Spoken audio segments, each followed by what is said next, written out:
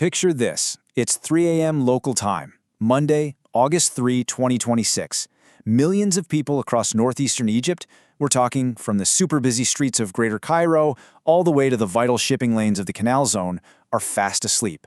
And then, suddenly, the earth starts to roll. It's a midnight tremor near the city of Suez, and it literally shakes tens of millions of people awake. In this explainer, we're going to break down the complete anatomy of that exact moment. We'll look at the raw data, the geology, and, honestly, the remarkable emergency response that followed. Because it really proves just how much things have changed in the region.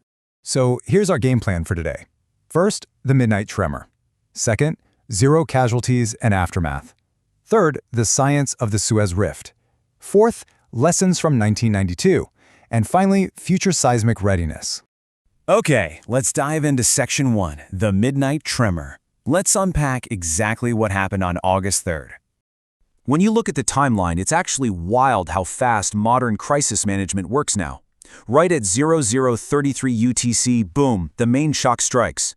It hit roughly 36 to 41 kilometers north-northeast of Suez, right around the Great Bitter Lakes region. Within literal minutes, automated systems from global networks like the USGS and MSC are triggering alerts, and public reports are just instantly flooding social media. Then, moving into the first hour, Egyptian authorities and the National Research Institute of Astronomy and Geophysics, or NRIAG, immediately activate their emergency protocols.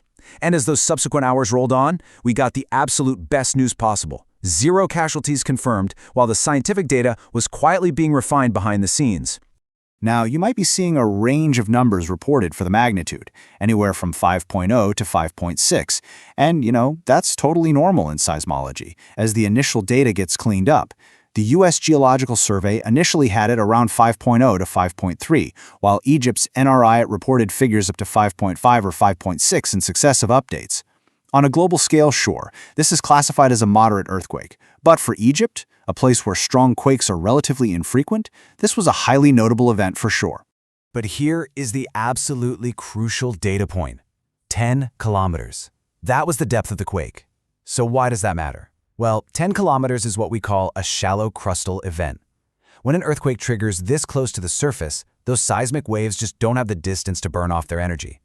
It's exactly why the shaking was felt so intensely and so widely, over 100 kilometers away in Greater Cairo, and even reaching into the Palestinian territories and Jordan. Moving right along to Section 2, zero casualties and aftermath, a nation's relief. So the official facts here are just incredibly reassuring. No confirmed fatalities, no serious injuries, no verified reports of buildings collapsing or any major structural damage. Even critical, massive infrastructure like the Suez Canal and local airports, they just kept operating normally without a hitch. Just to be safe, out of an abundance of caution, the Egyptian Red Cross and the Ministry of Health went on maximum alert, firing up their National Crisis Operations Room. And yeah, NRIAG did record about 5 minor aftershocks, but the overall structural and human impact was completely and successfully mitigated. All right, Section 3, Science of the Suez Rift. Let's look at the tectonic mechanics. Now, what's really interesting about this slide is the underlying geology. You see, this earthquake happened right inside the complex Suez Rift system. To break this down simply, picture the Arabian Plate. It's constantly grinding and moving northward against the African Plate. This tectonic stress is actually what opened up the Red Sea in the first place. The Gulf of Suez is what geologists call a failed rift arm of that exact same process.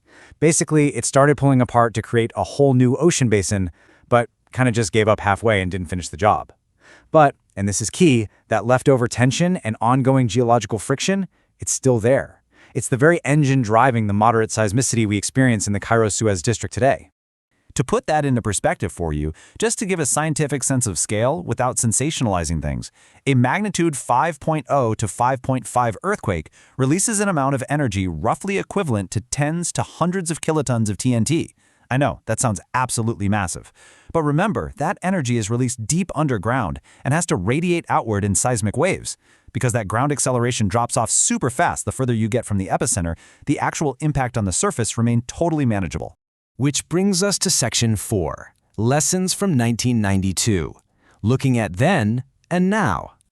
This bit of history brilliantly illustrates just how far we've come. Back on October 12, 1992, a quake struck near Cairo. It was a magnitude 5.8, so actually very similar in size to our 2026 event. But back in 1992, the tragic reality was hundreds of deaths, mostly because of poorly constructed buildings just collapsing. Fast forward to August 2026, magnitude 5.5, but this time, 0 casualties. And sure, location and timing play a part, absolutely. But the real heroes here are strict modern building code enforcement, solid public education, and the incredibly prompt emergency activation from authorities. It literally changed the entire story. Finally, Section 5, Future Seismic Readiness. Let's wrap up with some actionable safety advice. Because, let's face it, living in a seismic zone means you've always got to be prepared. Here are the exact public safety steps authorities want you to follow, and they are absolutely crucial for protecting your family.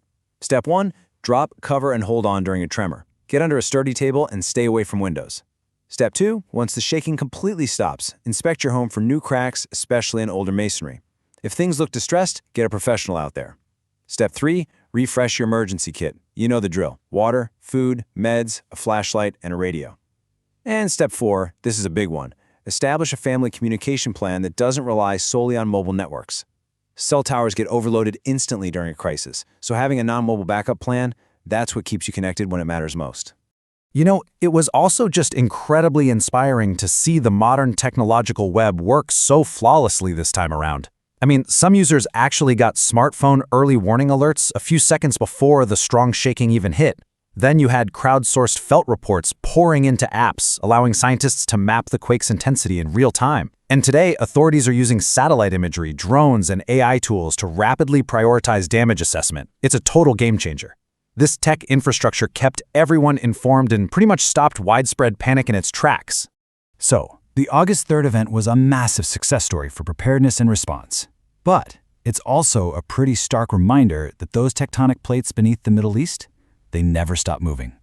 The hazard is persistent, which means our readiness has to be too. So I want to leave you with this lingering, vital question. Are we truly ready for the next shift beneath our feet? As we consider our readiness for the next time the Earth decides to move, I really hope this structured look at the data helped you understand exactly what happened beneath the surface. For more, visit our website, Ferry's Solution. Stay safe, stay informed, and I'll catch you on the next explainer.